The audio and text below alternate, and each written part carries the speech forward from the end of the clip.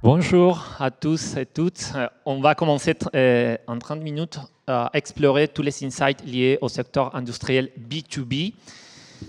La présentation sera développée en 3 parties. La première partie, on va faire un focus général sur les secteurs industriels B2B. La deuxième partie, on va explorer plutôt les tendances marketing, expérience client et service client.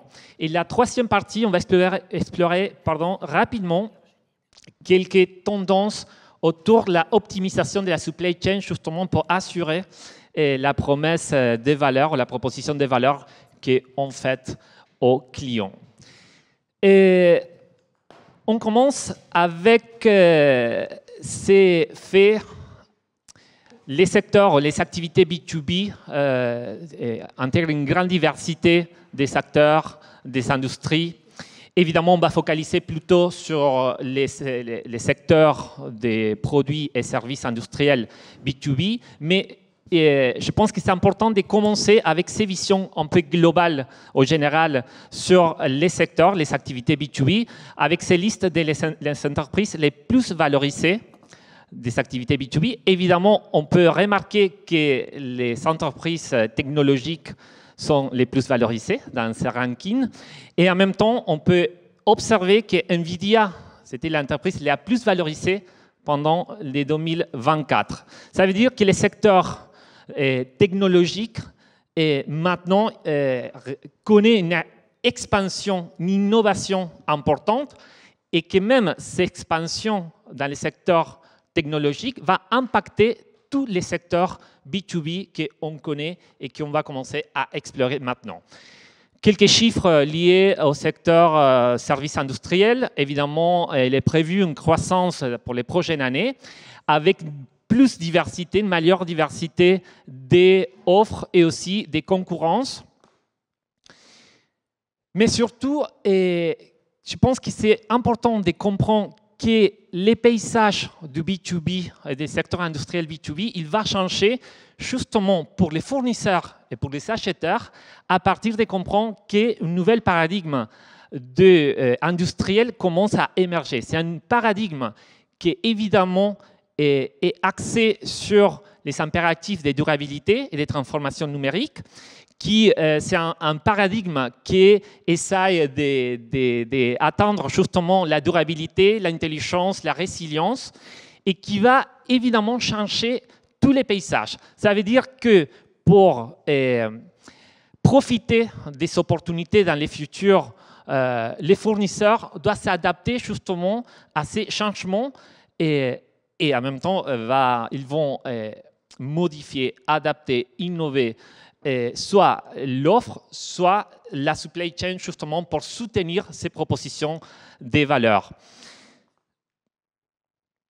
La diversification de la concurrence du secteur industriel B2B c'est continu. Maintenant, on voit une diversité des startups qui commencent à proposer des solutions disruptives pour l'industrie. En même temps, on voit des entreprises technologiques qui aussi commencent à proposer des services, des produits qui changent énormément la nature de l'offre. On voit aussi une émergence des entreprises des pays émergents qui commencent à produire une offre de haute qualité avec des prix compétitifs et que évidemment les clients ou les acheteurs B2B commencent à avoir une plus diversité à niveau d'offres.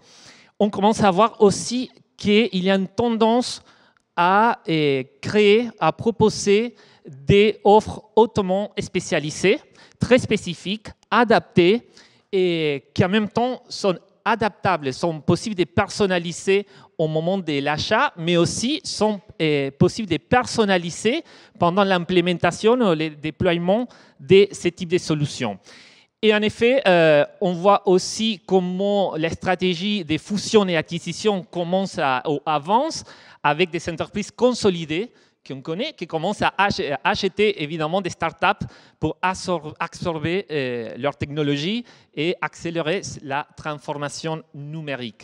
À niveau de la demande, on voit que les acheteurs B2B dans le secteur industriel sont plus exigeantes, que maintenant, ils demandent une constellation, on va dire, des caractéristiques dans l'offre et aussi dans l'expérience client.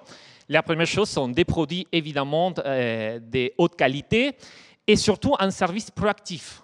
C'est un service proactif qu'on va voir plus tard. C'est un service qui peut nous assister pendant l'achat avec des recommandations, avec le moment de la négociation, le moment de l'implémentation de la solution, mais aussi qui peut nous accompagner justement pendant dans les temps pour adapter l'équipement, pour adapter aussi les services, pour adapter les logiciels, pour nous adapter nous-mêmes à un contexte qui est vraiment volatile ou un contexte opérationnel un peu plus complexe qu'après on va analyser. Des informations accessibles et transparentes, complètes, qui permettent justement de comparer, faire une comparaison entre les différentes caractéristiques de l'offre et aussi dans la partie des délais, les processus de production, la livraison, tout accessible pour comparer et pour prendre une décision plus intelligente. Aussi, la livraison rapide, les spécifications personnalisables, comme on a déjà parlé, une production agile aussi qui permet d'adapter à les caractéristiques propres de l'entreprise et aussi les caractéristiques de l'offre qui doit s'adapter à chaque marché, comme on va voir à cause de les changements dans la régulation et aussi dans les tarifs. Et enfin, une demande croissante des solutions durables. La durabilité commence à être vraiment la base à partir de laquelle pouvoir proposer des solutions et proposer une différenciation dans les marchés. Évidemment, les changements dans les réglementations et aussi la bataille commerciale. On a observé ces jours les changements des droits de douane pour l'aluminium et l'acier des États-Unis, que proposent les États-Unis pour les produits européens. Mais évidemment, il y a un changement des règles tout le temps qui demande une adaptation permanente. D'un côté, c'est adapter à les changements des tarifs et de l'autre côté aussi, c'est adapter à les nouvelles réglementations de réglementation technologique. Par exemple, il y a maintenant dans quelques marchés, quelques réglementations autour de la cybersécurité, les réglementations autour de la durabilité, RSE. Alors, il faut, tout marque qu'on va vers un paysage plus transparent des productions, des commercialisations, et ça demande d'investir notamment sur notre organisation justement pour nous adapter à ces demandes. Et enfin, les avancées technologiques qui transforment évidemment les secteurs, notamment l'IA générative, l'IA, les jumeaux numériques, la réalité virtuelle, la réalité augmentée. Et il y a plein de solutions technologiques qui commencent à se développer, qui changent tout le temps et qui demandent une organisation plus agile justement pour profiter de ces types de technologies, profiter des avancées et en même temps faire du business autour de ça. Alors, digitalisation, automatisation, optimisation, intégration de la supply chain sont stratégiques pour garantir un service ou garantir des produits, une offre qu'on propose aux clients. On va passer rapidement à la gestion des ventes intelligentes autour les marketing, autour des stratégies de vente. Il y a 4 éléments importants à retenir. La première chose, évidemment, la stratégie omnicanal continue à avancer.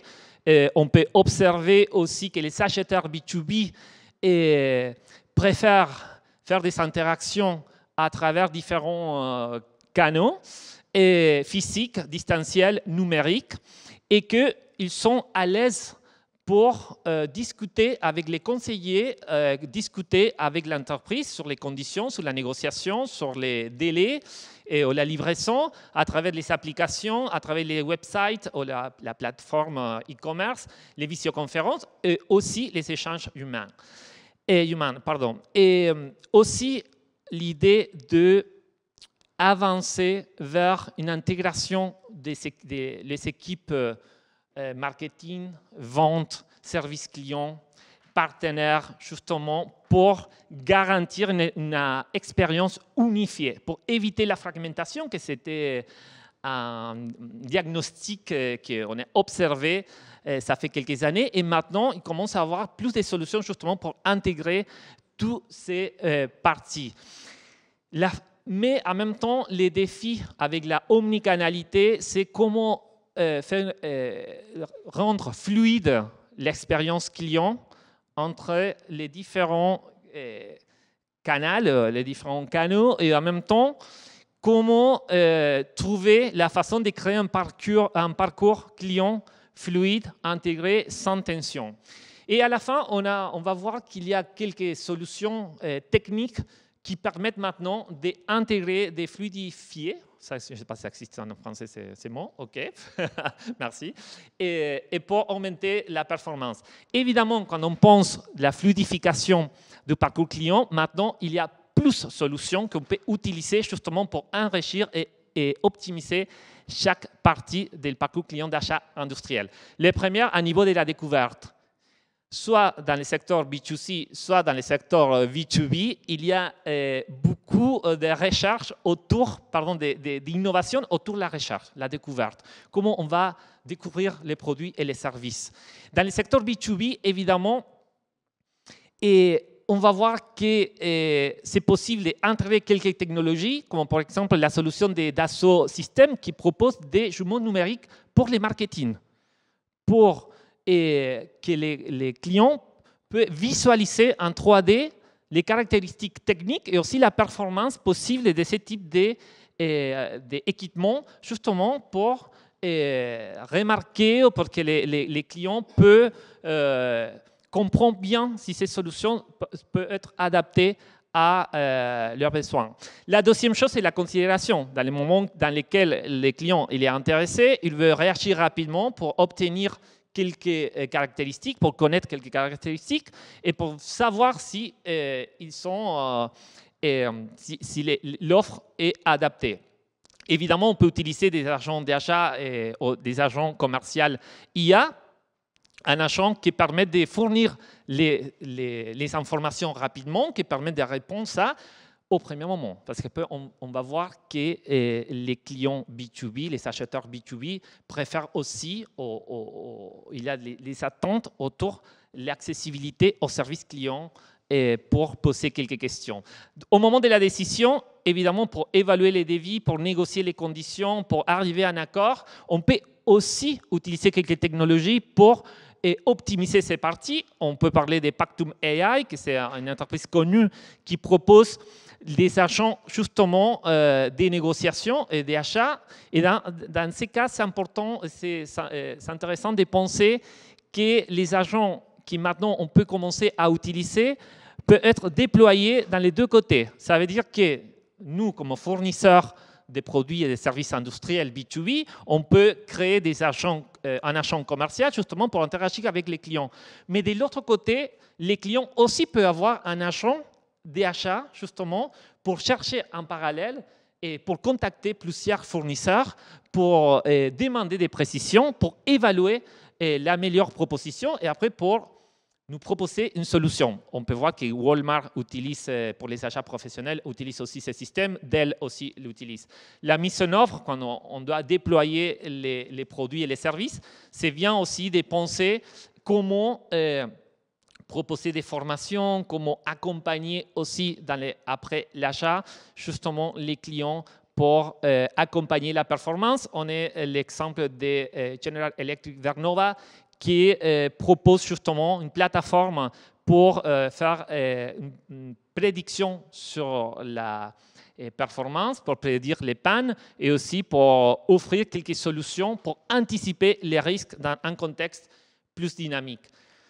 À niveau des plateformes e-commerce tiers, les plateformes tiers, évidemment, ils continuent l'évolution. On a plusieurs plateformes comme Rakuten, Alibaba, IndiaMart, Unite, Walmart Business, Amazon Business. Qu'est-ce qu'il y a en commun dans ces plateformes? C'est plus de personnalisation dans l'expérience client et utiliser, collecter des données historiques d'achat et faire des recommandations aussi sur mesure. C'est important de comprendre les contextes. Aussi des prix négociables, différents types aussi de paiements, systèmes de paiement, et différents types de mise en relation avec les fournisseurs, rapides, directs, si, et aussi l'idée de faciliter la négociation à partir de quelques caractéristiques que les clients ont, si, comme par exemple la quantité des achats à faire, et les types de livraison, les types aussi d'implémentation.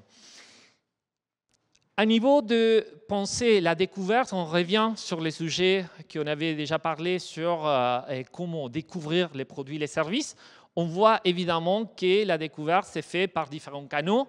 Et alors, les clients, les acheteurs B2B préfèrent aussi rechercher sur Internet, mais aussi les événements en présentiel, les événements professionnels, les salons professionnels, mais aussi l'utilisation des réseaux sociaux.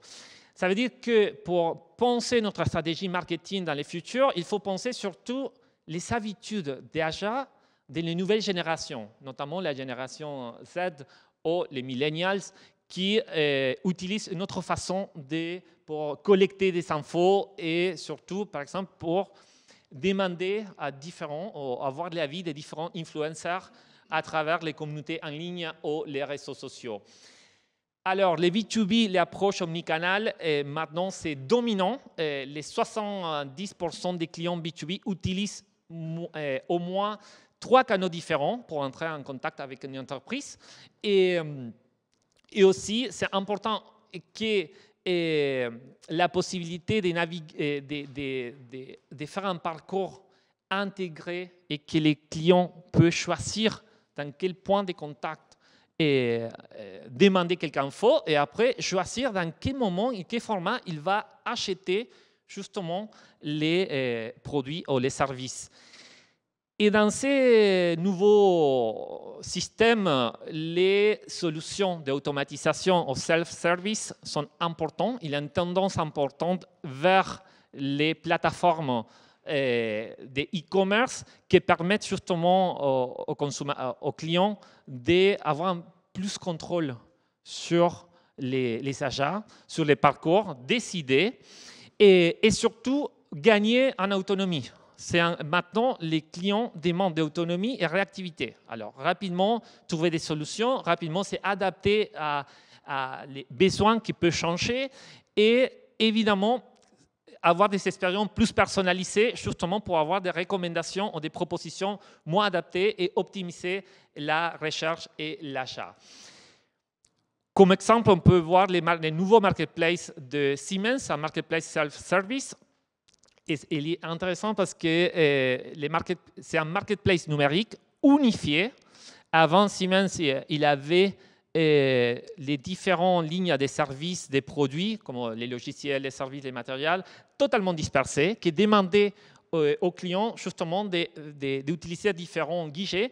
Et maintenant, c'est tout intégré avec évidemment l'IA qui permet de faire des recommandations soit aux techniciens terrain, soit à les entreprises qui cherchent ces services. Et en même temps, qui permettent aussi de créer des recommandations personnalisées sur l'ensemble de l'offre. Ce n'est pas seulement sur les produits ou les logiciels, sinon que les systèmes, la plateforme peut comprendre, peut collecter des infos et à partir de là, faire une proposition unifiée sur toute l'offre. Mais comme on a anticipé, les supports humains, il est très important dans les achats B2B dans l'industrie. Pourquoi? Parce qu'on connaît que les achats professionnels sont plus complexes, les cycles des ventes sont plus longs, et il y a plus de décideurs dans les processus d'achat, et surtout, il y a des complexités techniques qui demandent d'avoir l'avis d'un expert. Alors, c'est important dans notre proposition des services clients et justement avoir une possibilité d'accéder directement à ce type de solutions. Après, on peut utiliser l'IA pour développer les parcours clients, pour améliorer, pour optimiser. Dans quel moment, dans quelques métiers ou quelques parties de notre parcours client. Par exemple, la collecte et l'intégration des données. Il y a évidemment des solutions comme Salesforce ou HubSpot qui permettent justement d'optimiser et de faciliter la collecte et l'analyse. En même temps, on peut utiliser quelques logiciels pour voir les comportements de clients dans notre parcours client, détecter, anticiper certaines faiblesses et nous anticiper et réparer pour éviter. Tout ça sur la base des comportements des clients, comme Google Analytics, Adobe Experience Cloud. Les analyses prédictives aussi, il y a des solutions comme Infer et Pendo qui peuvent justement prédire les comportements à partir d'un parcours client et à partir évidemment de les comportements et les histoires de clients et l'interaction avec quelques plateformes e-commerce. On peut faire évidemment la personnalisation à grande échelle et on peut aussi automatiser l'information qu'on peut collecter du client et en même temps, on peut améliorer la visualisation pour permettre que les équipes des business et commerciales aussi peuvent justement prendre des décisions plus rapides. Mais les trucs importants là, c'est penser que dans cet écosystème et sa expérience client, on doit penser d'une façon intégrée. Ça veut dire qu'on ne peut pas penser la plateforme ou l'échange ou les systèmes de support sans penser évidemment dans les services clients, les services après-vente. Il faut penser d'une façon intégrée et on peut reconnaître qu'il y a pas mal de leviers à justement améliorer dans cette expérience. Nous, on aime bien les cas de Caterpillar justement parce que c'est une entreprise qui pense les stratégies de vente, les stratégies d'après-vente et les supports techniques tout intégrés. Là, on va focaliser sur la plateforme e-commerce. La plateforme e-commerce peut collecte et analyse les données à partir de l'histoire d'achat d'un client, évidemment, comme on fait tous, comme c'est possible de faire sur une plateforme aussi tiers, mais aussi il intègre les données collectées à partir des actifs connectés. Ça veut dire les équipements. Ça, c'est une tendance très forte. On a observé General Electric aussi qui utilise ça. Ça veut dire que les équipements sont connectés. On peut collecter cette information, on peut connaître quelle machine, quel équipement la personne utilise, comment il utilise ces machines et prévoir et connaître l'état de la machine et en même temps prévoir à partir de l'usage quel type de problèmes vont arriver et en même temps donner quelques suggestions, un prédictif évidemment, sur des pièces à acheter. Ça, c'est important de comprendre que notre après-vente et les supports techniques peuvent être une source importante des données justement pour créer de nouvelles opportunités de business. Après, il propose évidemment des services clients personnalisés pour accompagner la performance, pour éviter l'arrêt d'équipement. Maintenant, il vient de présenter cette espèce d'accord dans lequel les clients peuvent demander la réparation, la restauration des machines d'équipement pour éviter d'acheter un nouveau. Et alors, l'idée, c'est justement de proposer un accompagnement plus intégral. La gentrification de la relation client B2B, ça c'est un truc qui arrive. On vient de publier cette semaine un rapport sur l'IA agentique et on a essayé de ranger qu'est-ce que ça veut dire l'IA, qu'est-ce que la différence entre un agent IA autonome. C'est la même chose qu'un chatbot, c'est la même chose qu'un copilot, un assistant intelligent, c'est la même chose qu'un agent intelligent. Bon. Ça, on a fait un grand travail avec Emmanuel Vivier, avec Mathias aussi, toute l'équipe, justement pour apporter un peu plus de lumière sur ça. Évidemment, la nouveauté sont les plateformes pour créer notre propre agent autonome avec différents niveaux d'autonomie, justement pour les équipes commerciales.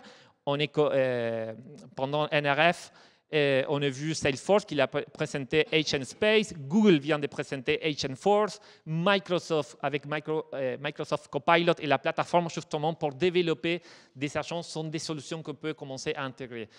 Il y a les cas d'Orange qui ont présenté pendant le forum Future of Data AI les cas de l'intégration de Clarifivre, un agent IA pour accompagner les techniciens justement dans la réparation technique, pour les donner des suggestions et aussi pour intégrer ce type d'informations dans la recommandation pour l'achat des pièces. On peut aussi connaître les cas de Michelin, qui il a commencé à intégrer l'IA dans tout l'écosystème des expériences clients, marketing et aussi des développements produits. Là, seulement, on va focaliser. L'année dernière, ils ont développé une publicité 100% créée par l'IA. Ils ont testé justement si le public il est ouvert à ce type de publicités. Il utilise maintenant, Michelin utilise maintenant l'analyse des données, justement, un outil IA qui s'appelle InsightBar, justement pour analyser et avoir des insights plus rapidement pour prendre des décisions. Ça peut aller aussi, ça peut fonctionner aussi pour les agents qui sont en contact avec les services clients. Ils ont développé aussi une espèce de JASM de nœud. Ça veut dire que les clients peuvent utiliser un outil d'IA pour photographier un nœud qu'ils trouvent ou même dans l'usine. Et les systèmes peuvent reconnaître rapidement quel type de produit est pour justement accélérer les recommandations des produits. Après, on a utilisé les copilotes, évidemment, pour accompagner l'analyse des données, pour accélérer l'analyse des données et des études de marché, et aussi une plateforme d'innovation qui s'appelle Aurora, et justement pour nourrir l'innovation et le développement des produits.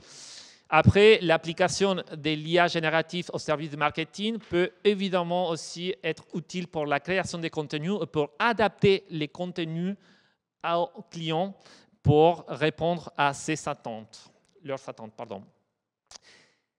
Et enfin, on a quelques minutes pour parler de la stratégie de résilience parce que pour nous, il est très important de comprendre qu'on peut proposer une super stratégie marketing, expérience client et service client, support technique. Mais si enfin on ne considère pas qu'intégrer, digitaliser la chaîne de valeur qui devient plus flexible et plus optimale pour répondre justement à tous les imprévus qui arrivent tout le temps, parce que je pense que ça c'est la normalité maintenant, c'est les imprévus, c'est un chaos et il faut s'adapter 100%. Alors il y a pas mal de perturbations qui persistent dans la chaîne de valeur, alors la digitalisation de la supply chain est une priorité et il y a plein de technologies, des solutions et des fournisseurs qui maintenant proposent justement des produits et services pour faire la transition numérique. On peut voir justement là comment Kion Group, qui développe des équipements pour la distribution, ils ont commencé un partenariat avec Accenture et NVIDIA justement pour faire l'implémentation des Mega Omniverse, ces nouvelles solutions de NVIDIA qui permettent de simuler des installations, des usines à travers des jumeaux numériques pour tester et pour entraîner les flottes de robots. On peut voir aussi que tous les côtés logiciels et SaaS commencent à innover énormément. Il a commencé déjà et qu'en même temps, l'industrie 5.0 ou peut-être 4.0, qui reste un peu en retard, repose énormément sur les logiciels. Et qu'il y a des logiciels justement pour tous les parties, il y a des logiciels plus intégraux pour accompagner et pour optimiser, pour rendre plus flexible et plus réactif notre supply chain, justement pour nous adapter à les présents et aussi pour nous adapter aussi à les différents marchés. Ces stratégies de partenariat et de créer des écosystèmes avec des autres acteurs, il est très important justement pour proposer des solutions. Ça, c'est un cas de Renault qui ont créé un écosystème de partenariat avec Actemium, Edeka, Jackie Perreno, Intermarché et évidemment Renault Truck pour proposer une solution plus intelligente et plus optimale pour la livraison du dernier kilomètre. Il est très intéressant de connaître ces cas parce que c'est intéressant comment les écosystèmes des solutions commencent évidemment à gagner des places pour proposer des innovations. Siemens, c'est notre entreprise qui propose beaucoup d'innovations dans ses produits et ses services autour les développements des produits, la modélisation, les tests des produits à travers les jumeaux numériques et que c'est intéressant de voir comment la complémentarité des solutions et des produits crée un écosystème aussi adaptable aux besoins de les entreprises.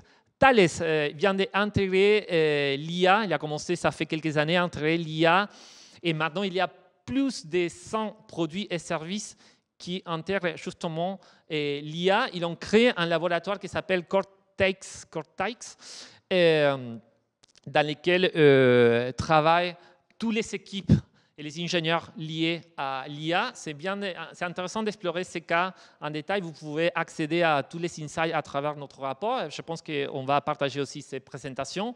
Vous pouvez cliquer sur les sources et connaître en détail chaque expérience. Orange Business, ils sont là, peut-être ils vont parler de ces solutions, qu'on vient de faire un partenariat avec Mistral justement pour intégrer l'IA et accélérer l'intégration de l'IA dans l'infrastructure Orange, mais en même temps pour faire un partenariat pour proposer en tandem des solutions IA pour les entreprises. Et pour finir, Accenture qui vient de présenter AI Refinery, c'est une solution, une collection des agents autonomes IA et qui va avancer, il va augmenter, mais ils ont présenté 12 agents industriels qui permettent à les différentes entreprises de déployer rapidement et créer des réseaux des agents autonomes autour de 4 types de, maintenant, des métiers ou des solutions. La gestion de revenus, les diagnostics des actifs et des maintenances prédictives d'équipements, compagnons d'essais cliniques pour les biosciences et enfin les marketing et gestion des campagnes B2B. C'est comment c'est le même type de solution qu'il a peut-être développé Salesforce ou Microsoft ou Google, mais appliqué sur les besoins industriels qu'on connaît. Seulement des points à retenir, accélérer la transformation numérique, on a vu toutes les possibilités qu'il y a maintenant, développer une approche omnicanale, et y penser aussi de comment personnaliser l'offre et les services clients, anticiper les risques de la supply chain, fondamental pour garantir les services et les produits, prioriser la durabilité et enfin intégrer l'IA pour améliorer les processus. On a disponible déjà pour tous les membres les rapports B2B et industrie. Beaucoup de ces insights viennent de ces rapports. Vous avez aussi les rapports l'IA Scientifique. Les prochains mois, on va publier les rapports l'IA Scientifique et l'industrie spécifiques focus sur ces sujets. Et si vous avez questions, ce n'est pas le moment de poser la question parce qu'il n'y a pas de temps. On peut parler plus tard. Merci beaucoup.